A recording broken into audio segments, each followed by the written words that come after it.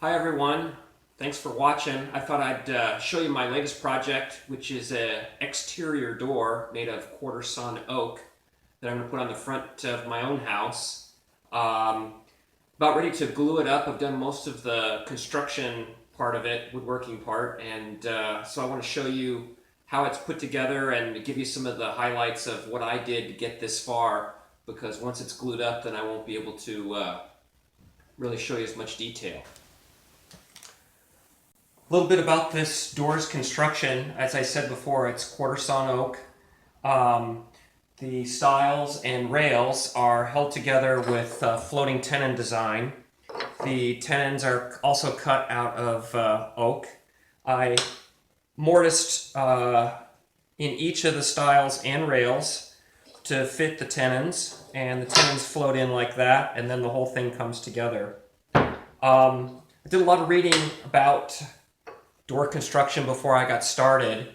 And one of the things I did learn is that you really need to work on or consider when you're building a door like this for an exterior is wood movement. Wood movement's always a concern in all furniture construction, but especially on door, because on the outside you've potentially got either blazing hot in summer or super cold in the winter, and on the inside of the door it's basically the same temperature all year long because we're conditioning our homes. So the door can be put under a lot of different stresses. So one of the key things that you do is you try to minimize that movement with the building of what they call a stave core.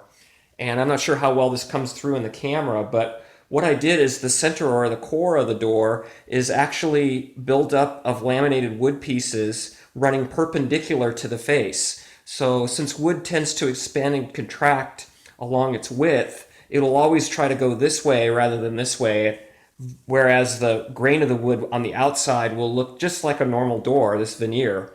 And unlike a normal veneer when you think of veneer, it's not a thin veneer. This is actually pretty thick. It's a quarter to 3/8 of an inch thick in most places. And that gives it a really nice look, and it allows you to sand it and refinish it without any worry of going right through the veneer like a thin veneer like you would get on a flooring. Okay, final dry fit before I start the glue up. A couple things that I've done. I went ahead and put tape at all the joints, so any spill out that squeeze out from the glue will hopefully not do too much damage to the wood, and I won't have to do too much sanding. I've also raised the whole thing up on a couple of 2x4s so that I can easily get my clamps in here, and they're just laying down right now. I squared it up and I wrote some carpenter's triangles on each of the joints so that I can see exactly how it's supposed to pull back together and be square. So let's take it apart and see how it goes.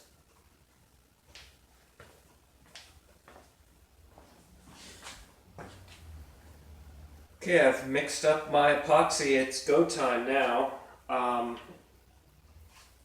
let this run let the camera run while I start the glue up. As Norm says, no fooling around now.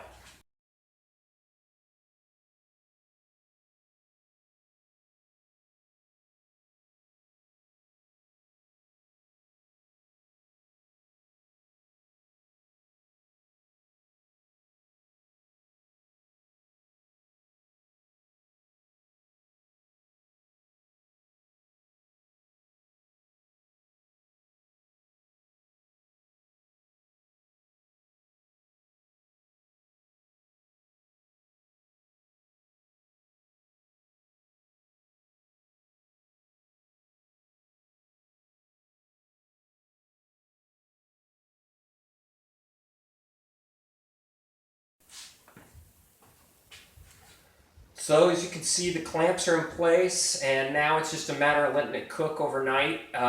Let the glue set up. I did have a bit of glue spill out, but I've just decided to let it dry where it is, and then I'll sand it off and scrape it off rather than trying to smear it off at this point with paint thinner or lacquer thinner and rag.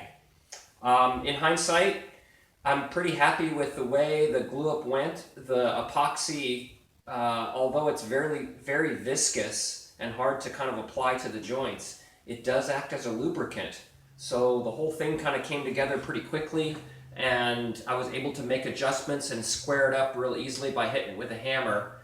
Unlike regular glue, which is much more sticky and you know, once it comes together, it wants to stay where it is wherever it touched. So overall, I liked it. You know, and the last thing it gave me almost a whole hour to get this together before it starts to set. So, and I needed it. It took me a good 30 minutes to get it all together. So, good news on that.